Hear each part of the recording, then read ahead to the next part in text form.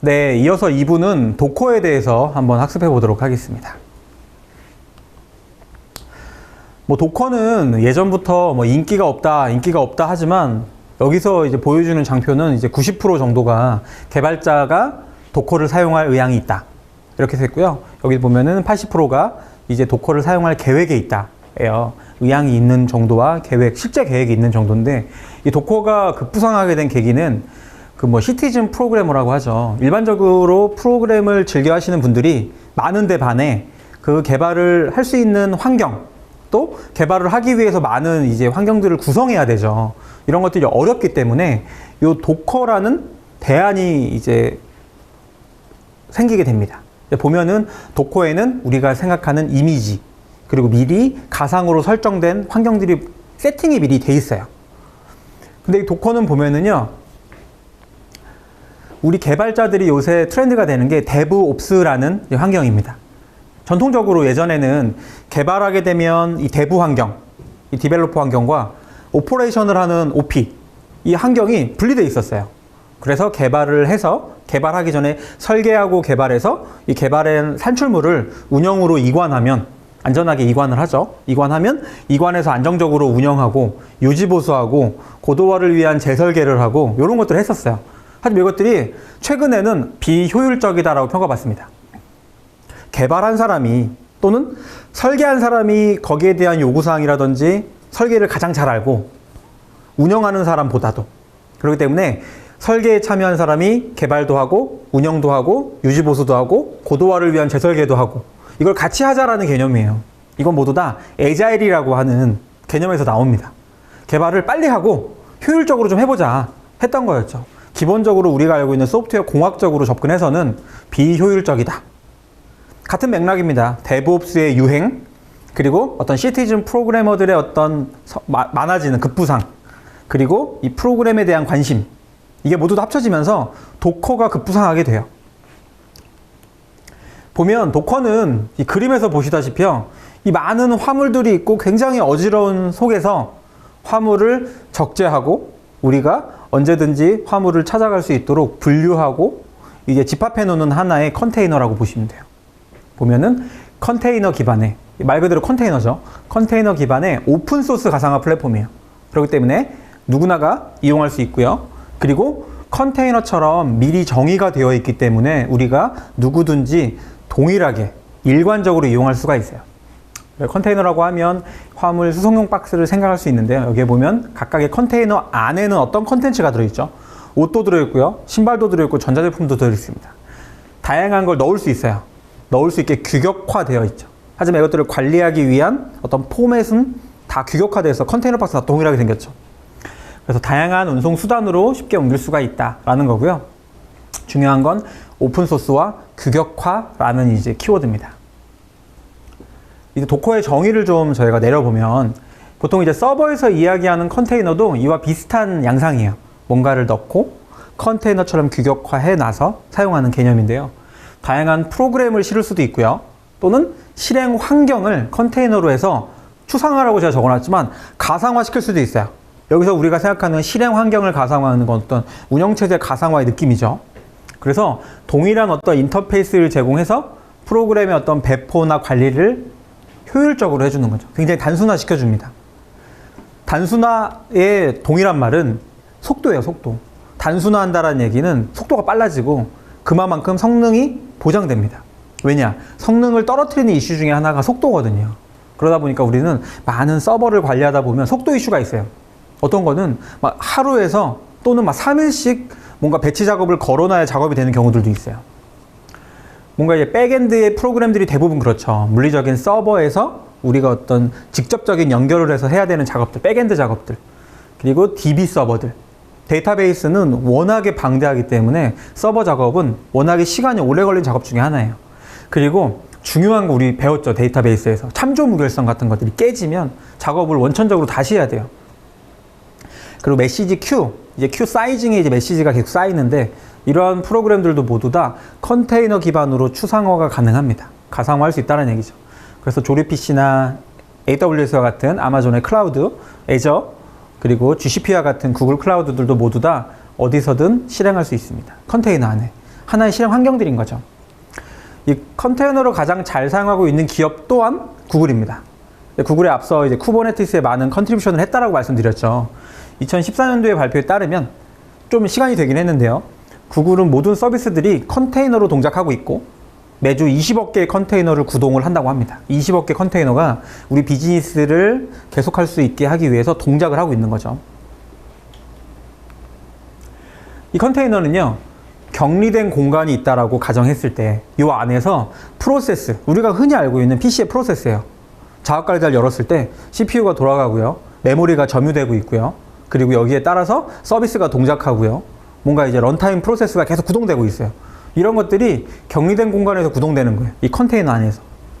그래서 가상화 기술의 하나로 컨테이너를 볼 수 있지만, 이제 기존의 서버에서 제공하는 컨테이너 기술과 요 도커라는 가상화 툴에서 제공하는 기술은 조금 다릅니다. 여기 부분이 좀 다른데요. 이 기존의 VM이라고 하는 이제 서버 가상화죠. 서버 가상화에서는 이 하이퍼바이저 그리고 게스트 OS를 관리하는 이 구간에서 오버헤드가 발생합니다. 많아지면 많아질수록. 하지만 여기에서는 도커 엔진밖에 없죠. 이 도커 엔진이 이 오버헤드를 단순화하고 속도를 경감시키고 좀 효율적으로 단순화했어요. 설계를 단순화했어요. 그 이제 로직은 뒤에서 조금 보겠습니다. 이 기존의 가상화 방식은 주로 OS 가상화, 운영체제 가상화가 주를 이룹니다. 그러다 보니까 운영체제가 뭐죠? 우리 알고 있는 윈도우죠. 윈도우가 구동되기 위해서는 커널도 올라가게 되고요. 거기에 많은 스레드, 서비스, CPU를 점유하고 있는 어떤 어플리케이션들, 이런 것들이 막 구동이 돼야 돼요. 그러다 보니 무겁죠. 무거워요. 이런 무거운 OS를 가상화하기 위해서 하이퍼바이저가 굉장히 많은 오버헤드를 감내해야 돼요. 근데 여기서 익숙한 우리 VM웨어나 버추얼박스 같은 것들이 대표적인 거죠. 그래서 호스트 OS 위에 게스트 OS를 전체를 가상화하는 기술이에요. 그래서 오버헤드가 발생한다라고 이제 저희가 원인을 봤어요. 이 방식은 여러 가지 OS를 가상화할 때, 만약 리눅스에서 윈도우를 돌린다던가 이렇게 운영체제를 가상화할 때 사용법은 굉장히 간단해요. 우리가 이미지를 하나 그냥 러닝 시켜주면 바로 구동이 되죠. 그렇지만 무겁고 느려요. 그렇기 때문에 실제로 기업에서 엔터프라이즈 환경에서 운영 용도로는 사용하지 않아요. 절대로. 이런 상황을 개선하기 위한 게 CPU에만 가상화 기술을 접목한 기술입니다. 이걸 하이퍼바이저, 버추얼 머신이라고 하고요. 또는 KVM과 이제 반가상화 이런 것들이 등장하게 됩니다. 이어서. 이제 보면은요, 커널 기반의 버추얼 머신, 이거 배웠었죠. KVM 배웠었고요. 반가상화 기술, 파라 버추얼라이제이션 방식의 젠 방식이 등장합니다. 이런 거 보면은 게스트 OS가 필요하긴 필요해요. 도커 엔진 내에서 게스트 OS가 동작하지만 전체의 운영체제를 가상화하는 게 아니라 호스트형 가상화 방식의 이제 이런 전체 OS 가상화 방식은 성능이 많이 떨어지기 때문에 여기 이제 CPU 부분만 가상화하는 기술을 접목합니다. 네, 이런 기술들이 보통 오픈스택이라고 들어보셨죠? 오픈스택. 오픈스택이나 AWS나 렉스페이스 같은 클라우드의 기반 기술이 됩니다. 경량화하고 좀 더 이제 소형화하고 단순하게 설계하는 기술이에요. 하지만 이제 전 가상화든 반 가상화든 이제 추가적인 OS를 설치해서 가상화하는 방법은 성능 문제가 어찌됐든 계속 있어 왔고, 그래서 여기서는 이제 어떤 컨테이너 안에 프로세스만 격리하는 기술이 이제 발달하게 됩니다. 그래서 리눅스에서는 이 방식을 리눅스 컨테이너라고 하고요. 단순히 프로세스만 격리하기 때문에 OS 전체를 가상화하는 것보다는 가볍고 빠르게 동작을 합니다. CPU나 메모리는 딱 프로세스가 필요한 만큼만 추가로 사용을 하고요. 거의 이제 성능적인 손실이 발생하지 않습니다. 이게 이제 컨테이너의 개념이고요. 서버 가상화에서 제공하는 컨테이너의 개념도 있고, 여기 도커에서 말하는 컨테이너의 개념은 조금 더 경량화했다라고 좀 이해하시면 될 것 같아요. 그리고 하나의 서버가 여러 개 컨테이너를 실행할 수도 있죠. 그럼 서로 이제 영향을 미치지 않고 독립적으로 실행하는 마치 가벼운 VM이라고 상상하시면 될 것 같아요. 좀 더 가벼운 VM. 그래서 실행 중인 컨테이너에 우리가 접속을 합니다. 접속을 해서 명령어를 입력할 수도 있고요. 굉장히 커맨드 툴이라든지 이런 환경이 잘 돼 있어요.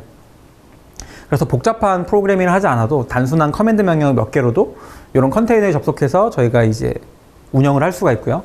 apt-get이나 yum으로 이제 패키지를 설치하는 게 굉장히 단순합니다. 그리고 보면은 CPU나 메모리 사용량을 이제 맥스 사이즈를 제한할 수가 있어요.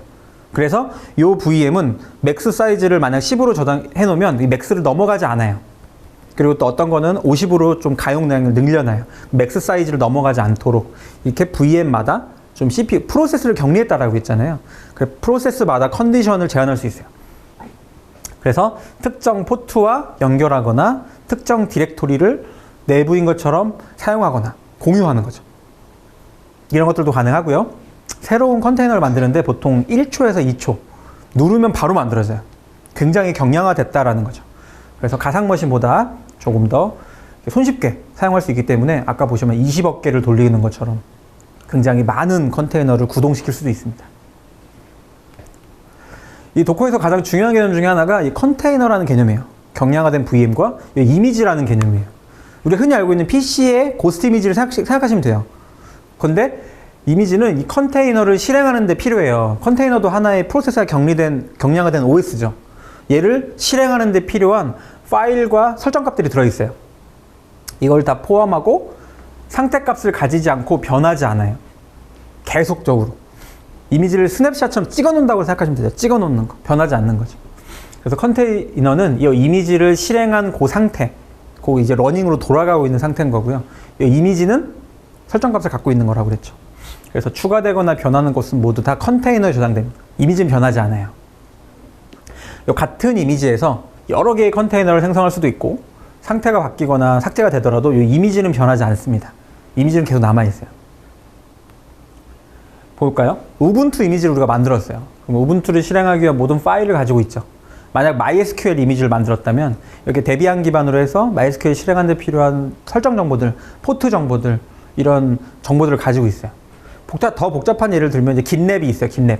여기는 CentOS라는 OS 기반으로 동작을 하고 루비나 고 언어나 데이터베이스나 소스나 엔진엑스 같은 다양한 어플리케이션들에 대한 정보, 설정값들 이런 것들을 다 가지고 있어요. 이런 가지고 있다라는 설정값들을 가지고 있는 게 이미지죠. 변하지 않는다라는 속성이고요. 말 그대로 이미지는 컨테이너를 실행하기 위한 정보를 가지고 있다. 그래서 이제 어떤 컴파일하고 이것저것 설치할 필요가 없는 거죠. 이미 이미지가 스냅을 떠났기 때문에 스냅 사진처럼 찍어놨기 때문에 이걸 그대로 우리는 이용만 하면 되는 겁니다. 이런 많은 설정 정보들이 도커는 무료로 다 제공을 하고 있어요. 무료로. 우리가 막 이것저것 설정하거나 올리거나 추가적으로 유미나 apt get으로 받을 필요가 없는 거죠. 새로운 서버가 추가되면 미리 만들어 놓은 이미지를 우리 다운로드 받아서 컨테이너를 그냥 생성만 하면 돼요. 찍어내면 돼요.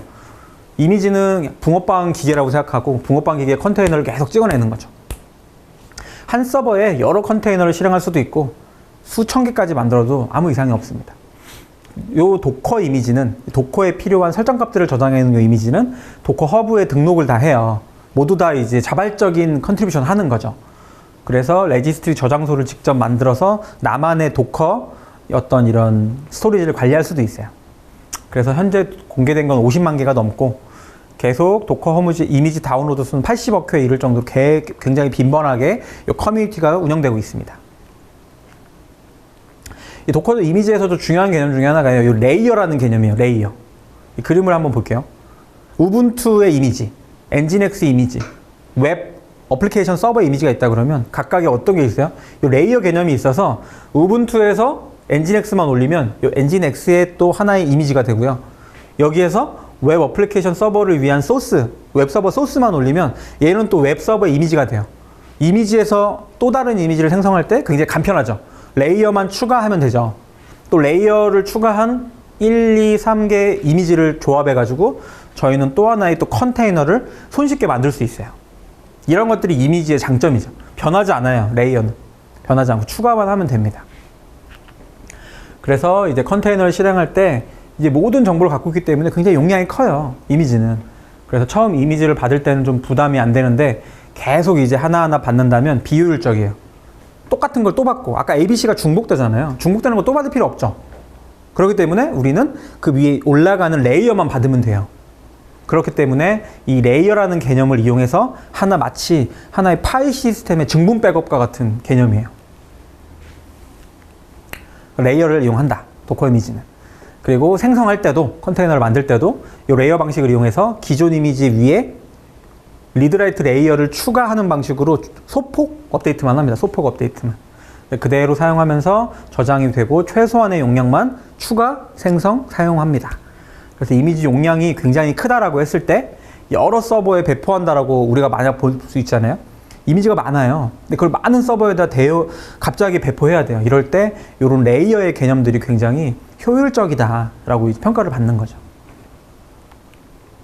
이미지 또 경로가 있어요.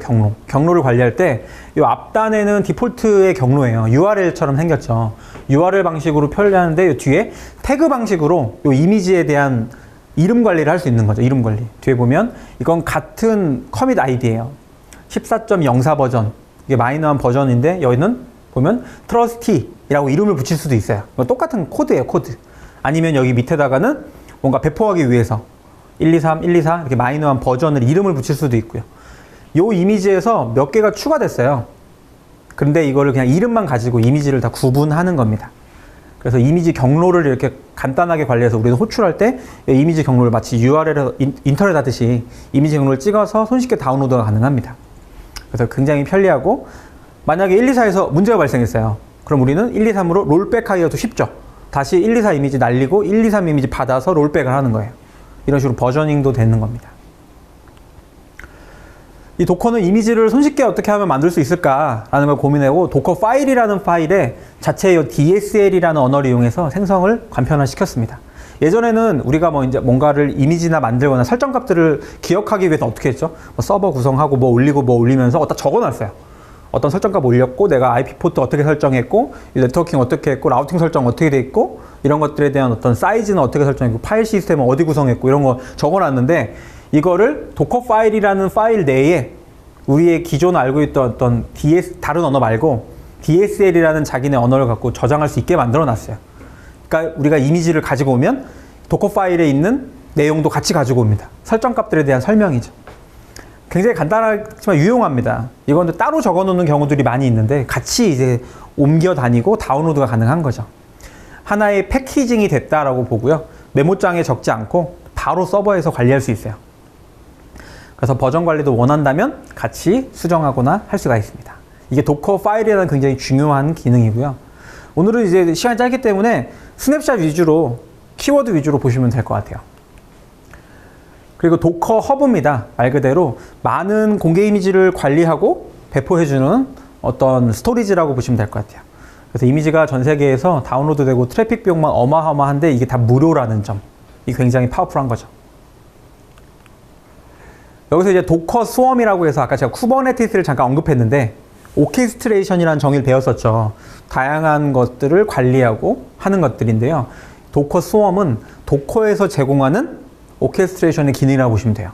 왜 필요하냐면 서버 자원이 부족할 때 서버 자원에 대한 어떤 스케일링 이거에 대해서 자동 감지 그쵸? 그리고 스케일 아웃 필요 없을 때 위에서 이제 클러스터 구성 변경을 해야 될 때 또는 이제 뭐 서버를 하나의 풀로 그룹으로 이제 관리해야 될 때 또는 이제 새로운 서버가 추가됐는데 어디에 어떻게 추가됐고 어떤 서비스가 있는지 모를 때 아까 서비스 디스커버리 기능이죠. 그리고 컨테이너를 서버에 할당할 때 스케줄링하고 로드 밸런싱 하는 문제. 이것도 아까 이제 스케일링 문제였죠. 그리고 대표적인 도커에서 제공하는 어떤 클러스터링 엔진입니다. 바인딩 한다 그랬죠. 묶어준다 그랬죠. 이 도커 스웜은 두 가지로 제공이 돼요. 도커 스웜 모드라는 게 있고요. 도커 스웜이라는 게 있어요. 이 스웜 모드는 10.12 버전 이후부터 사용 가능한데 에이전트가 도커에 내장돼 있어요. 에이전트가. 그리고 이 분산 코디네이션에 필요한 설치가 필요 없어요. 분산 관리에 대한 게 필요 없는데 이 도커 스웜은 에이전트가 별도로 존재합니다. 내장되어 있지가 않아요. 별도로 설치를 해야 되고요. 분산 코디네이션이 외부에 별도로 구성이 또 돼야 돼요. 얘는 자꾸 뭔가 별도로 뭐가 있죠. 서드파티가 존재합니다. 그래서 보통 저희가 도커 스웜 모드를 서비스로 보통 많이 이용합니다. 그러니까 스웜 모드를 좀 볼까요? 보면 도커 스웜이에요. 매니저가 있고 각각의 워커 노드들이에요. 워커 노드들. 매니저 노드, 워커 노드라고 하는데요. 웹 서비스 컨테이너를 다루기 위해서 이제 클러스터링 구성을 할 때 이런 모드를 많이 쓰고 매니저와 어떤 노드들, 각 관리 노드들이 있어요. 내 매니저 노드는 한 개 이상일 수도 있고요. 워커 노드가 없어도 매니저 노드가 워커 노드의 어떤 역할을 같이 수행하기도 합니다. 그래서 장애 발생했을 때 복구될 때까지 어떤 운영을 중단하거나 하는 것들을 다 이제 매니저 노드에서 이제 처리를 하고요. 이 도커 스원 모드에 서비스가 있어요. 서비스. 이 도커 명령에 제어다니는 컨테이너라고 설명드렸는데요. 하나하나의 컨테이너들. 근데 이 스원 모드 제어다니는 서비스예요. 서비스. 그래서 스원 모드에서는 이 서비스별로 이 컨테이너의 집합이에요. 그래서 서비스는 한 개 이상의 컨테이너의 집합이에요. 그래서 서비스 내 컨테이너를 다 이제 다 태스크라고 합니다. 이게 만약에 어떤 회계 처리를 위한 태스크예요. 그러면 그 회계 서비스 내에 회계를 하기 위한 뭐 어떤 뭐 수금 아니면 입력 어떤 뭐 분기 정산 이런 것들이 다 이제 컨테이너별로 목적별로 컨테이너에 들어있고 그 정산에 필요한 어떤 기능들 설정 값들은 모두 다 이미지로 만들어 놓고 그 이미지에 도커 파일로 저장해 놓는다. 요 개념이겠죠. 그래서 하나의 이제 도커 스원 모드 서비스가 워커 노드와 매니저 노드에 할당이 됩니다. 이제 컨테이너들이 여기에 컨테이너 집합, 여기에 컨테이너 집합 이런 식으로 해서 이제 컨테이너를 만약에 3개로 설정했다 생각하면 여기에 이제 리플리카라는 게 이제 같이 생성이 돼요. 우리가 흔히 파일을 열면 뭐가 생기죠? 임시 파일 생기는 거 보셨어요? 그게 뭐죠? 어떻게 보면 복제 파일이에요. 클론을 만들어 놓는 거예요. 이런 식으로 컨테이너도 리플리카라고 하는 걸 만들어 놓습니다. 이게 나중에 이제 배우지만 이제 롤플레잉이라고 하는데요. 롤백하기 위한 어떤 장애 복구 차원에서 만들어 놓는 이제 임시 캐싱 이미지라고 보시면 될 것 같아요. 그리고 이제 도커의 장점 중에 하나가 커맨드 명령어가 진짜 효율적으로 만들어졌어요. 우리가 알고 있는 것보다 되게 직관적이고 사용하기도 쉽고요. 우리는 이제 윈도우에서 뭐 CMD라든지 뭐 파워쉘 같은 것도 많이 이용해 보실 거고 리눅스에서도 쉘 명령어 많이 이용하시는데 그것보다 훨씬 간편합니다. 그리고 복잡한 시스템에 이해 못하더라도 그냥 UI에서 클릭으로도 가능해요. 그래서 이제 REST API도 지원을 합니다. 그렇기 때문에 웹에서 동작할 수 있도록 이제 API도 지원을 하고요. 확장성이 굉장히 좋기 때문에 탑재하기가 굉장히 쉬워요. 그래서 많은 이제 대학생이나 대학원 연구자들이 이런 도커를 많이 이용합니다. 그래서 이제 훌륭한 서드파티 툴들 같은 걸 만들기에 좋은 이제 환경인 거죠. 생태계를 보면요. 굉장히 큰 어떤 공동체를 가지고 있어요. 도커를 기준으로 해서. 그리고 커다란 기업과 뭔가 협력해서 도커를 기반으로 한 어플리케이션들도 많이 나오고 있어요. 그래서 어떤 컨테이너라고 봤을 때 이 컨테이너를 기반으로 하는 거대한 이제 클라우드 서비스 제공자들 애저나 GCP나 AWS 같은 것들이 보통 이 도커의 이 디팩토 표준이라고 합니다. 도커를 디팩토 표준이라고 해요. 이 디팩토 표준이란 말은 표준은 아니에요. 그렇지만 윈도우처럼 많이 사용하다 보니 일반적인 범용성을 가진 기준이 돼버리는 거죠. 이걸 디팩토 표준이라고 합니다. 로깅이나 모니터링이나 이런 다양한 기능들을 위한 툴들이 존재하고요. 도커만을 위한 툴, 그리고 도커만을 위한 OS가 존재합니다. 그리고 도커를 기반으로 한 프로젝트가 지금 10만 개가 넘게 등록이 되어서 지금 러닝 중에 있고요. 이제 도커는 여기 기술 기업답지 않게 이제 커뮤니티에서 홍보도 하고 자기네 기술 전문가를 파견해서 또 현장에서 교육도 지원을 하고요. 되게 행사도 많이 하고 되게 활발하게 보고 있다고 보시면 돼요. 이게 맞물려서 저기 이제 라스베가스 같은 곳에서 에자일 같은 세미나를 하거나 또 데브옵스 같은 세미나를 할 때 빠지지 않는 게 도커와 쿠버네티스다. 이 가상화는 빠지지 않는다고 보시면 될 것 같아요. 네, 여기까지 해서 저희가 도커 그리고 컨테이너, 이미지 여기 살펴봤습니다.